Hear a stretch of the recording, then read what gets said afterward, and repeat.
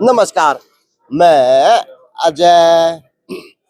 देखो जी, वैसे तो इस देश के अंदर लोकतंत्र काम कर है, लेकिन उस लोकतंत्र की आज की अगर दशा की बात करूं और दिशा की बात करूं तो पता ही नहीं चल पा रहा कि देश का लोकतंत्र किस हवा में तो जा रहा और किस और लोकतंत्र देखा जा सकता है। क्योंकि पूरे भारतवर्ष की बात करूं तो ये है कि चाहे कोई मणिपुर का मामला हो, चाहे कोई और मामला हो, चाहे कोई और मामला हो, चाहे कोई और मामला हो, तो वही कानून प्रक्रिया और न्याय प्रक्रिया और पत्रकारिता प्रक्रिया और वह नेतागिरी की प्रक्रिया, क्योंकि ये प्रक्रिया इस देश के अंदर काम करती है जिनसे जनमानस की जन समस्याओं और संविधान की बातें की जाती हैं और उसी के ऊपर काम होता है। लेकिन एक कहानी और एक ही वाक्य सबको पता होता है, क्योंकि सभी किसान है, सभी मजदूर तकबा है कि जिस खेत की अगर बाढ़ कमजोर हो तो उस खेत के अंदर कुछ हो नहीं पाता,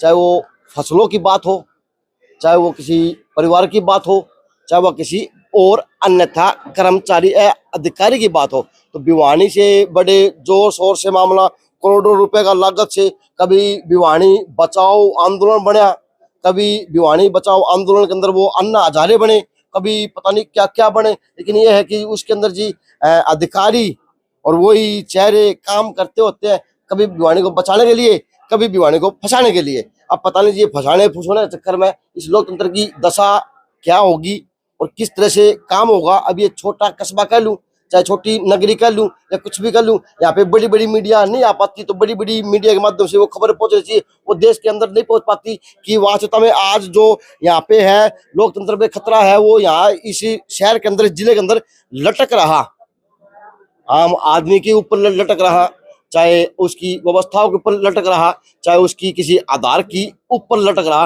यानी यह है कि आम आदमी के लोकतंत्र के खतरा देखा जा सकता है, चाहे वो ड्यूटी मजिस्ट्रेट की बात हो, तहसीलदार साहब की, चाहे उसके अंदर कोई और अन्य अधिकारी कर्मचारी की बात हो, चाहे उसके अंदर चाहे एक पूर्व पार्षद की बात हो।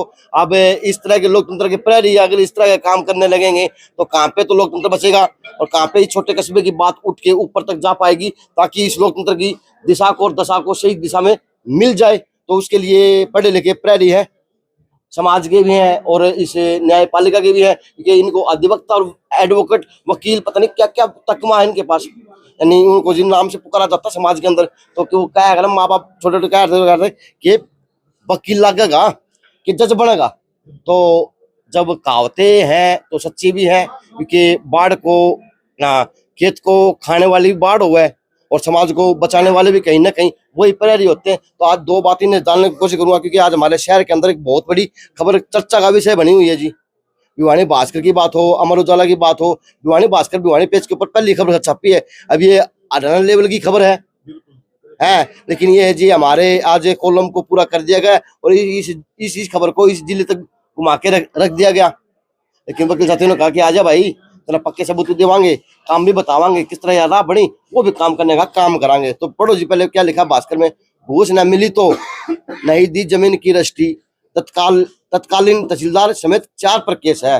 अब इसमें तहसीलदार साहब का नाम जुड़ गया और रजिस्ट्री क्यों को मिली, उसके कागज गलत थे, उसकी क्या प्रक्रिया गलत थी, वो तो जी ये बता पाओगे। नमस्ते। नमस्कार अजय भाई, सब बहुत बढ़िया अजय भाई। सबसे पहले तो आपको और आपके दर्शकों को या सभी को हमारे अधिवक्ताओं की तरफ से हाथ जोड़कर सादर नमस्कार। और हम ये चाहते हैं कि हमारे परिवार से अभी आप जैसे भाई है न्यूज से हमारे जैसे अधिवक्ताओं की आप सभी समाज की बातों को ऐसे ही समाज के सामने प्रकट करें। तो आपको बहुत बहुत यहाँ पर पधारने के लिए सबसे पहले तो धन्यवाद। अब मैं अजय भाई आपको इस मामले के बारे में जो आपको बुलाया गया है, इस मामले के बारे में आपको ये बताऊंगा कि जो आज के पेपर में सभी पेपरों ने तकरीबन ये एक न्यूज लगाई है कि घूस ना मिली तो जमीन की रजिस्ट्री नहीं मिली। तो ये मामला मैं थोड़ा सा विस्तार से आपके न्यूज के माध्यम से जनता तक पहुंचाने का कार्य करूंगा। तो सबसे पहला मामला ये है कि 26/8/2022 को जो रतीबान सनो पूर्णचंद गांव नाथवास के रहने वाले हैं, उन्होंने अपने मतलब शुरू से जीवन है उनका, जो मैं जब से जानता हूँ हमारे पास में गोलपुरा में उनकी मैरिज हुई है, वैसे नाते में हमारे फुफाजी लगते हैं वो।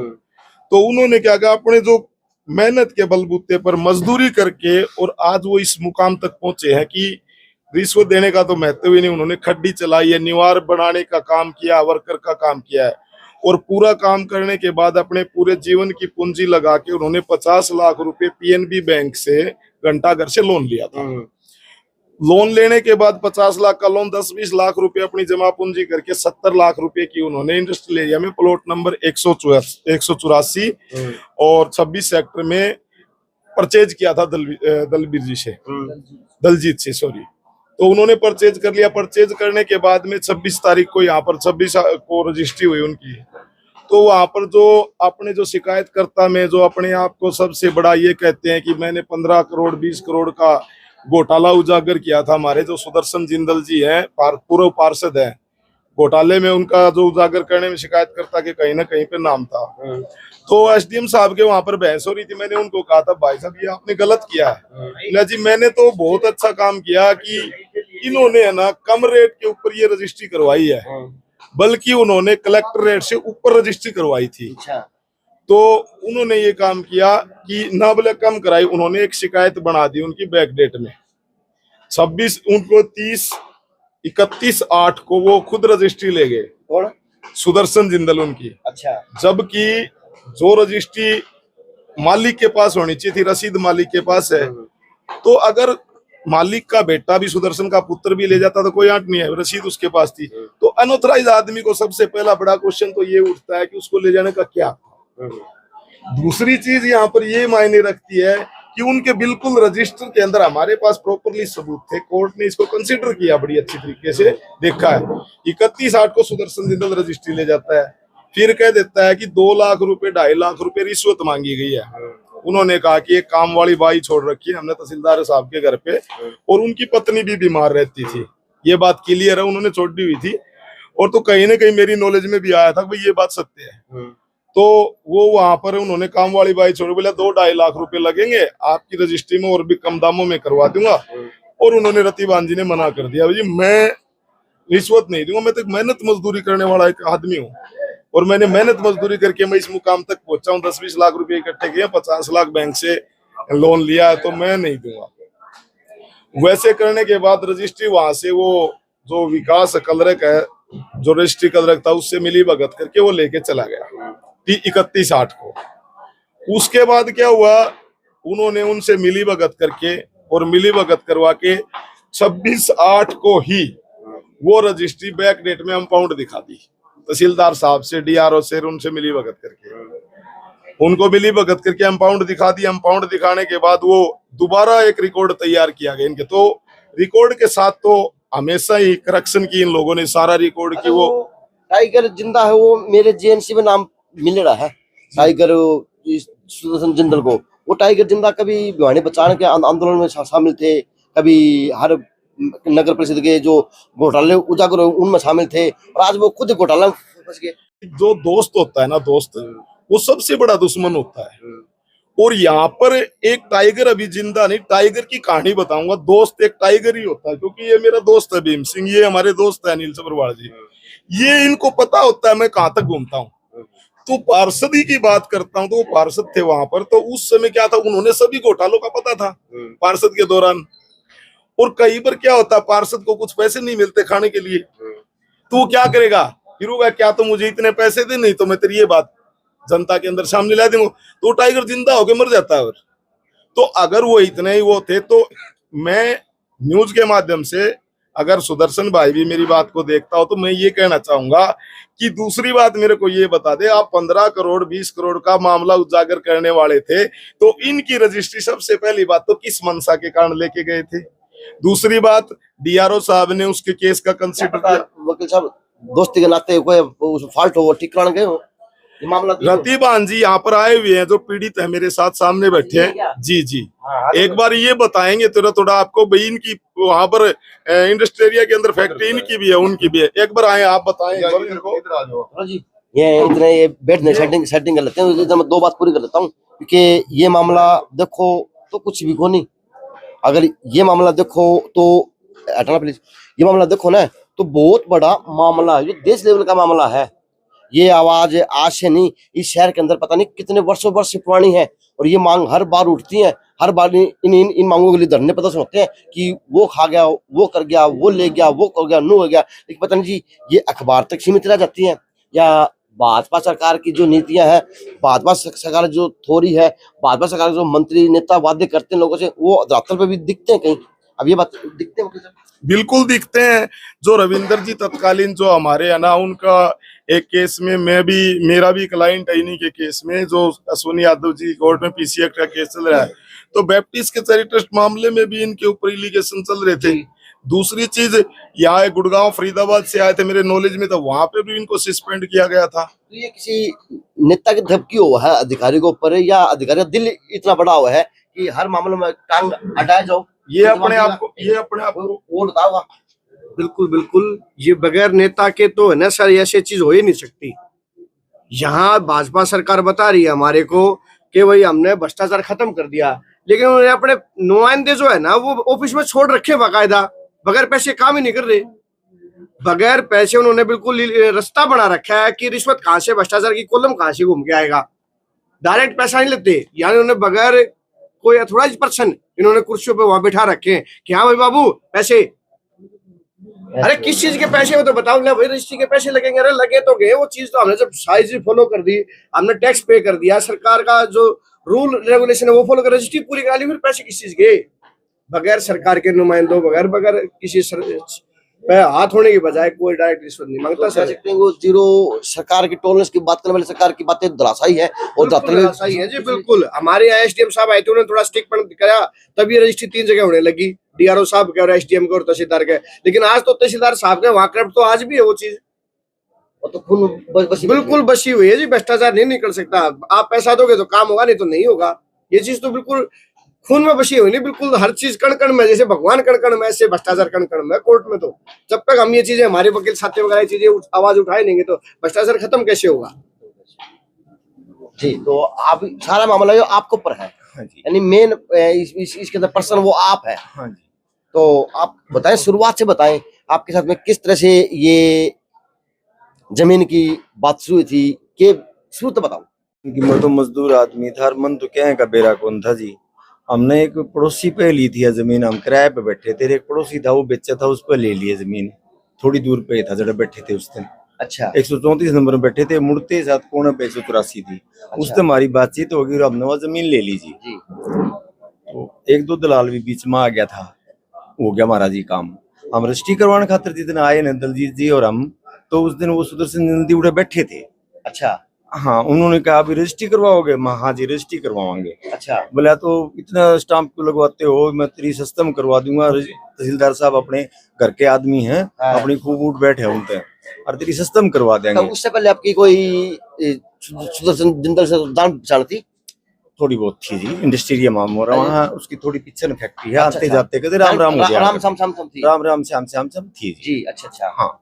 तो जी उन्होंने कहा कि मैं रजिस्ट्री सस्ता में करवा दूंगा जी। मैंने कहा जी मेरी तो बैंक लोन की रजिस्ट्री है, मेरे पर रुपये थोड़ा है, मैं तो बैंक लोन तो लेके करने लग रहा हूँ, मैंने तो रजिस्ट्री इतनी करवानी है जी, मैं तो इतने स्टाम्प भरूंगा इसके।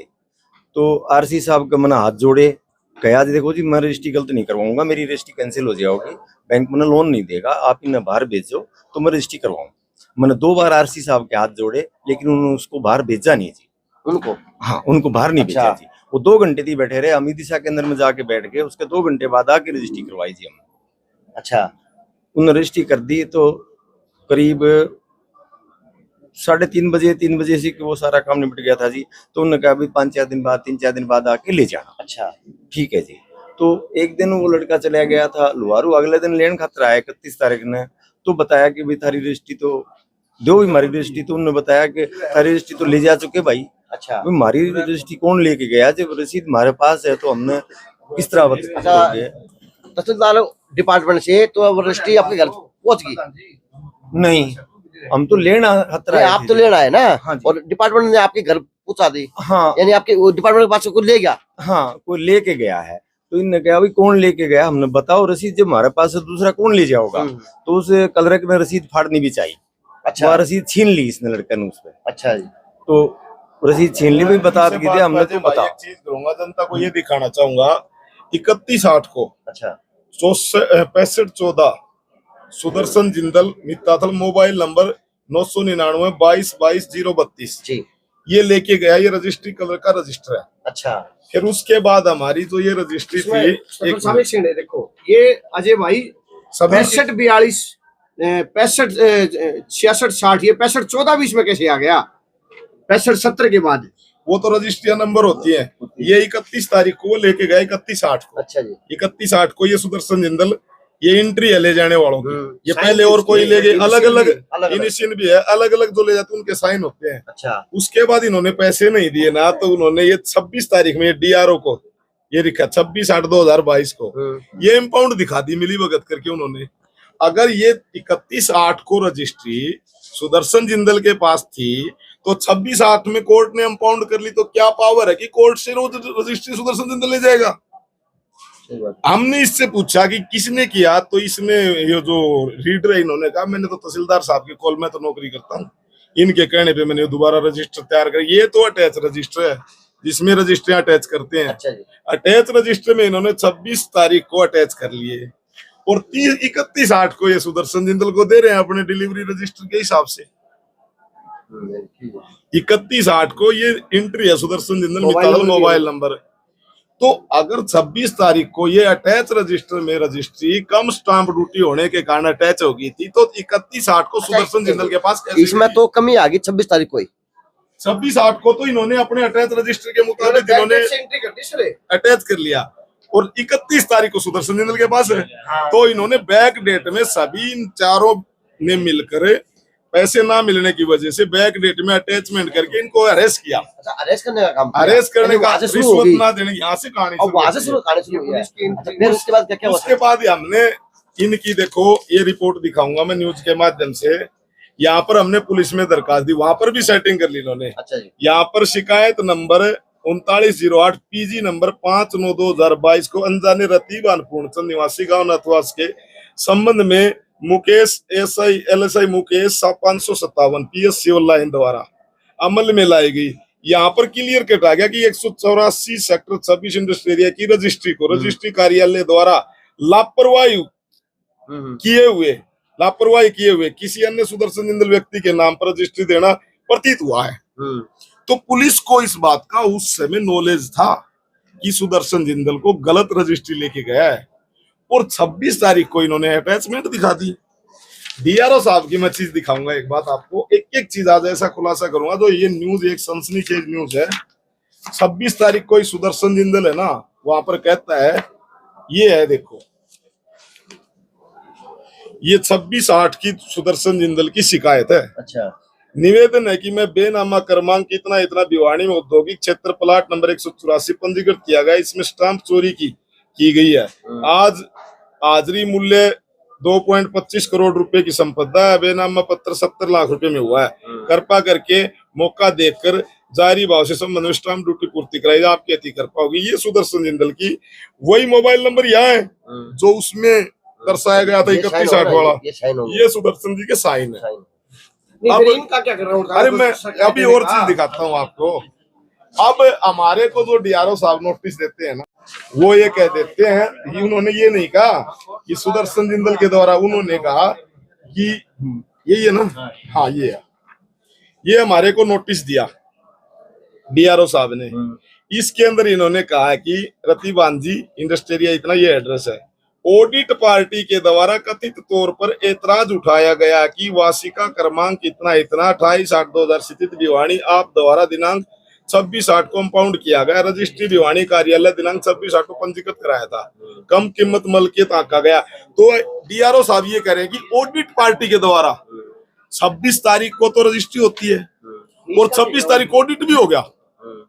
एक मिनट में 3 बजे तक रजिस्ट्री, 4 बजे तक रजिस्ट्री, उसी टाइम ऑडिट कर दिया। ये डीआरओ साहब के कलर करिए नोटिस जारी करते हैं कि ऑडिट पार्टी के द्वारा। वहां पर ये भी नहीं लिखा गया कि सुदर्शन जिंदल की शिकायत के द्वारा, या सुदर्शन जिंदल शिकायत करता है। हिंदी में एप्लीकेशन लिख के दे रहे हो, साइन अपने पूरे इंग्लिश में कर रहे हैं। यहाँ इंग्लिश में शिकायत दे रहे डीआरओ साहब का, यहाँ साइन का पैटर्न दूसरा है। साइन उनके नहीं है, वो डीआरओ वाले साइन वहां कर रहे हैं, अपने आप साइन कर रहे हैं। इस चीज को बैकडेट में ले जाने की कोशिश कर रहे हैं ताकि हम ये प्रक्रिया पूरी कर सकें। सुदर्शन के साइन फर्जी हैं। अच्छा, फिर इसमें आप लोगों की भूमिका किस तरह शुरू हुई? भूमिका ये शुरू हुई जी, हमने मेन केस में हाँ। जो आज अखबार के आज सुर्खियां बने हुए हाँ, हैं, वो बता रहा हूँ। एक बिल्कुल मिनट, ये हमारे साथी हैं सुर्खियां बने हुए हैं, मैं ही वो एडवोकेट आप था उसमें। जी, जी। एडवोकेट आप है। तो हमारा ये केस चला जी, तो ये डीआरओ साहब का फैसला है जी 31/3/2023 का। अच्छा, ये फैसला है, एक बार इसको दिखाएंगे। ये फैसला है न्यायालय श्री राजकुमार जी, जिला राजस्व अधिकारी, कलेक्टर भिवानी, 31/8 का फैसला है। इसमें ये कहा गया है इनका कि आपने कोई भी वो स्टाम्प चोरी नहीं किया, कुछ भी नहीं, आपने कलेक्टर से ऊपर रजिस्ट्री कराई गई। उसके बाद हमें फिर पैसे मांगे गए हमारे से, अब भाई पैसे दे दो, आप आपकी रजिस्ट्री में डीआरओ को फोन करके दे दूंगा। उसके बाद डीआरओ को भी एक एप्लीकेशन देता है, ये दूसरी एप्लीकेशन सुंदर, इनकी रजिस्ट्री रोक ली जाए, दी ना जाए, अच्छा, फिर भी नहीं लेने दी इनको। फिर चक्कर काटे, डीआरओ ऑफिस से भी पैसे की डिमांड की गई, विपिन वगैरह वगैरह के द्वारा, इनके द्वारा फैक्ट्री में भी गए वहां पर पैसे लेने के लिए। इन्होंने कहा भाई मेरे पास नहीं है, मेरी रजिस्ट्री दे दो। उन्होंने बोला नहीं देता तो ठीक है, इसकी रजिस्ट्री रोक लो और मैं रोज तक अपील करता हूँ कमिश्नर महोदय के यहाँ। उन्होंने कमिश्नर के इस फैसले की बोला भैया तो रतिबान के हक में फैसला दे दिया, इसकी अपील करता हूँ। मैं वहां पेश हुआ, वहां से मेरी एंट्री होती है इस केस में, उससे पहले मुझे नहीं पता था।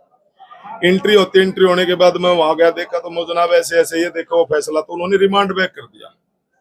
भाई दोबारा अधिकारी इसको वही अधिकारी सुने, रिमांड बैक ये होता है। दोबारा सुना गया तो उन्होंने फिर पैसे की डिमांड कर दी। विपिन कह रहा था ये मिलेगा, वो कह, वो मतलब 7 महीने तक तो केस को उठा के ही नहीं देखा उन लोगों ने, 2, 5, 7 महीने जो भी था टाइम। उसके बाद मैंने डीसी साहब से अरदास की, मैंने केस ट्रांसफर की एप्लीकेशन लगाई जी, ये केस ट्रांसफर कर दो, हमें यहाँ पर न्याय की उम्मीद नहीं है। जो अब भाई भीम एडवोकेट ने बताया कि हमारे जो दीपक जी थे, जो एसडीएम साहब, बहुत ही नेक, शरीफ और ईमानदार थे। उन्होंने हर जगह पारदर्शी अपनाई है। 30 रुपए की रजिस्ट्री के पैसे भी लोगों को अनल जेब से देते थे, वो कहीं रख लेते थे, वो भी बोला घर पे रजिस्ट्री पहुंचाओ, बाई एंड किसी को नहीं देना है। उन्होंने सभी की रजिस्ट्री पहुंचाई। आज वो अपने नारनौल के अंदर एडीसी नियुक्त हुए हैं, तो हम तो चाहते हैं कि ऐसे अफसर हमारी दोबारा भिवानी में आए और ऐसे ही न्याय मिलता रहे। मैंने केस ट्रांसफर करवाया, तो ये हमारे दीपक बाबूलाल जी करवा जी का फैसला है 5/12/2023 का। इन्होंने पूरी कंसीडर करके मामले को सभी कुछ देखते हुए उन्होंने भी ये कहा, उड्डा के ऑफिसर बुलाए, इधर कलेक्टरेट के रेट मंगवाए, सभी रेटों को ध्यान में मद्देनजर रखते हुए कंसीडर होकर फाइल, और ये सारी चीजें उन्होंने कहा कि बिल्कुल सही रजिस्ट्री है, कोई गलत नहीं। तो ये तो पेमेंट के में पीड़ित है। हमने उसी दौरान, जो ये मेरे सामने जब मामला आया, तो मैंने उसी दौरान है ना अपने राकेश जी काद्यान जी जेएमआईसी, हमारे जुनाइल जस्टिस बोर्ड के चेयरमैन भी हैं, तो उनके आगे मैंने कंप्लेंट डाली, क्योंकि पहले जुरिडक्शन में सिविल लाइन थाना इन्हीं के पास था, बाद में तो ट्रांसफर हो गया था। तो उन्होंने मामला देखा, बोला जी एसडीएम साहब का जो फैसला आ जाते हैं देख लेते हैं उसकी, क्या पता कोर्ट का मामला आप गलत हो ऐसी हो।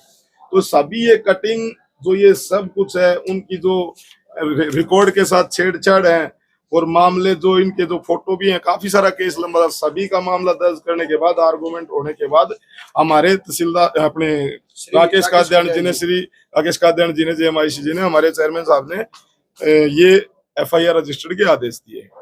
ये एफआईआर रजिस्टर्ड भी 6 का फैसला था, फिर बाद में 19 तारीख को वहां पर ऑर्डर गया। उसके बाद भी उन्होंने कहा जी ये तो मामला अधिकारियों का बड़ा बनता है, हम ऐसे नहीं कर सकते। तो सारी फाइल लेके हम एसपी साहब के पास गए, पूरा दिन लगा मुझे भी वहां पर। तो पूरा दिन लगाने के बाद एसपी साहब को मैंने सारा रिकॉर्ड दिखाया, भाई ये देखो जी ऐसे ऐसे। एसपी साहब ने बिना कुछ विलंब के तुरंत प्रभाव से एसएचओ सिविल लाइन को आदेश किया कि आप तुरंत प्रभाव से एफआईआर दर्ज करो, क्योंकि मामला बड़ा संगीन है। क्योंकि सारे ही अधिकारी ऐसे थे, जैसे कोई अधिकारी आ जाता है, जैसे भीम एडवोकेट साथी ने बताया, सरकार के जैसे कोई अधिकारी बड़े चेंज हो जाते, वो अपने नुमाइंदों को आरसी क्लर्क बनाते हैं, क्योंकि उस सीट से थोड़ा माल आ जाए। अपने नुमाइंदों को आरसी क्लर्क बनाते हैं, अपने उसको मतलब एक माड़ वाली सीट के ऊपर उनको कह सकते हैं कि लोकतंत्र जिंदा है, तो वहां बिठाते हैं कि ताकि वहां से माल आ जाए। तुरंत प्रभाव से अगर एक आईपीएस आईएएस अधिकारी चेंज होता है, तो मैं ये पूछना चाहूंगा जनता से या उन अधिकारियों से कि तुरंत प्रभाव से उन सीटों से उन क्लर्कों की बदली क्यों हो जाती है। मेरे क्वेश्चन का जवाब दें, कमेंट में देना भाई। अजय की न्यूज में सबको पता लगेगा, जनता देख रही है कि क्यों देते हैं ये। तो ये मामला था जी, बहुत पीड़ित इनको दुखी किया। अब भी हमारे पास किसी के माध्यम से मैं नाम नहीं दर्शाना चाहूंगा, किसी की बेइज्जती हो जाएगी।